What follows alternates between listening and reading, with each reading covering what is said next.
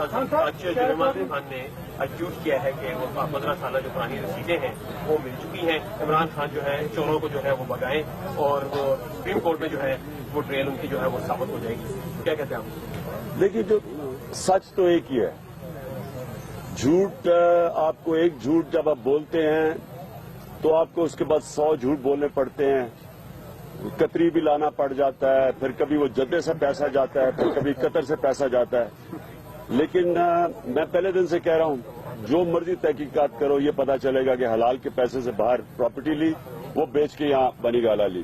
اور وہ ایک منٹ, اور وہ جو پہلے انہوں نے کہا جی پیسے نہیں مل رہے, تو وہ آخر میں مل گئے ہیں. جمائمہ کے پاس جو اکاؤنٹس تھے وہ مل گئے ہیں اور وہ انشاءاللہ عدالت میں آ جائیں گے. جی اس کے بعد جو ہے جے آئی ٹی کے اوپر اس کا جو غیر جانبداری تھی, کیا آپ سمجھتے ہیں کہ اس کے اوپر بھی سب پریشر ہے؟ یہ نہال ہاشمی کا بالکل وہی انہوں نے ڈرامہ کیا. یہ نواز شریف کی پرانی عادت ہے. پہلے اس نے وہ جو ان کا ایک سینیٹر تھا, کون سا, وہ جو خان ہے مشاہد اللہ, اس سے انہوں نے اسٹیٹمنٹ دلوائی, پھر اس کا استعفیٰ لیا, پھر اس کو اور نواز دیا ہے. اس کے بھائیوں کو پتہ نہیں کیا کیا عہدے دے دیے. اس کے بعد وہ پرویز رشید کو قربانی کا بکرا بنایا ڈان لیگز کے اوپر, اس کو وہ بھی ابھی وہیں کا وہیں بیٹھا ہوا ہے.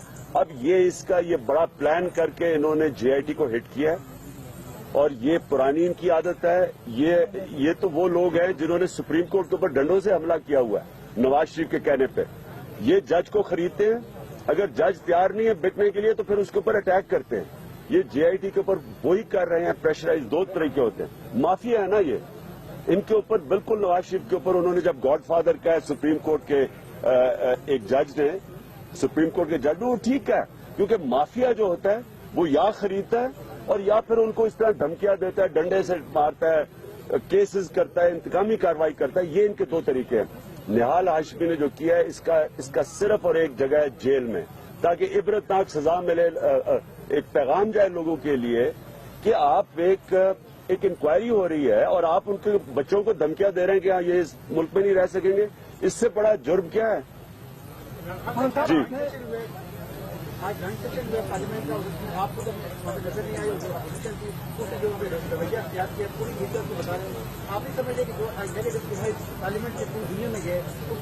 مجھے یہ بتائیں کہ جو ساری دنیا میں گیا ہے, جب پاکستان کے پرائم منسٹر کو جو سعودی عربیہ میں انہوں نے رویہ اختیار کیا ہے, تب ہمیں شرم نہیں آئی؟ دیکھیں دنیا کے اندر ایک پرائم منسٹر کے اوپر کرمنل ٹرائل ہو رہی ہے. کرمنل ٹرائل یعنی ایک ہوتی ہے سول, ایک کرمنل ٹرائل ہو رہی ہے. اور وہ جا کے جب دنیا تو مان یا نہ مان, میں تیرا مان, وہ بیٹھا ہوا ہے اوپر, وہ یعنی کیس نیچے چل رہا ہے جے آئی ٹی کا.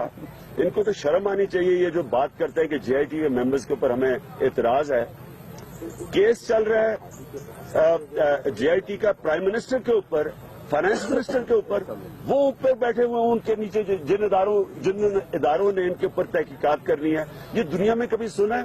ایک ٹرین کا ایکسیڈنٹ ہوتا ہے, وزیر ریزائن کر دیتا ہے کیونکہ نیچے تحقیقات ہوں گی, اگر وہ اوپر بیٹھا تو نہیں ہو سکتی. یہاں پرائم منسٹر بھی جمع ہوا اپنی کرسی پہ, فائنانس منسٹر بھی بیٹھا ہوا ہے. تو اپوزیشن اگر شور نہیں مچائے گی تو کیا کرے گی؟ سر صاحب ایک سوال چھوٹا سا جی امریکہ نے سعودی عرب کو سارس ڈال کر شکیل افریدی کی واپسی کا مطالبہ کیا ہے. کیا سر شکیل افریدی کی واپسی اگر ہوتی ہے تو کیا یہ پوری پاکستانی قوم کے ماتھے پہ منہ پہ کپڑ نہیں ہے کہ عافیہ صدیقی ادھر بند ہے, اس کا احساس نہیں ہے کسی کو؟ عافیہ صدیقی بند ہے, اور بھی پاکستانی کتنے جیلوں میں پڑے ہوئے ہیں پاکستان سے باہر, کوئی پوچھنے والا نہیں ہے ان کو. اور اس سے پہلے عامل کانسی کو ہم نے پکڑا دیا, کوئی قانون نہیں تھا. پھر رمزی یوسف کو پکڑا دیا, پھر ریمنڈ ڈیوس نے دن دہاڑے 2 لوگوں کو قتل کیا, اس کو باہر بھیج دیا. تو ایک لگتا ہے کہ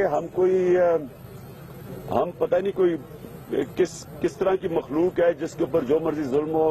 ہمارے لیے ایک قانون ہے اور دوسروں کے لیے دوسرا قانون ہے. یہ بالکل غلط ہے. دیکھیں قوم کی تب عزت ہوتی ہے دنیا میں جب وہ قوم اپنی عزت کرتی ہے, اپنے لوگوں کی عزت کرتی ہے. جب وہ اپنے لوگوں کی حفاظت کرتی ہے تو دنیا اس قوم کو عزت سے دیکھتی ہے. جب ایک قوم سنے عافیہ صدیقی کے لیے اگر کسی نے بھی سب سے زیادہ جدوجہد کی ہے पहले दिन से आवाज उठाई है वो मैंने उठाई है। लेकिन मैं जो कहना चाहता हूं आखिर में ये आखिरी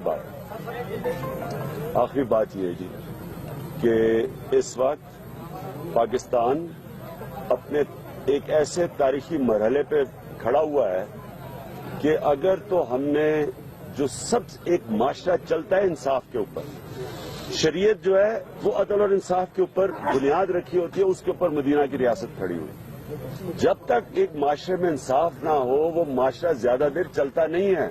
हजरत अली का कौल है कुफर का निजाम चल जाएगा लेकिन जुल्म और नाइंसाफी का निजाम नहीं चल सकता।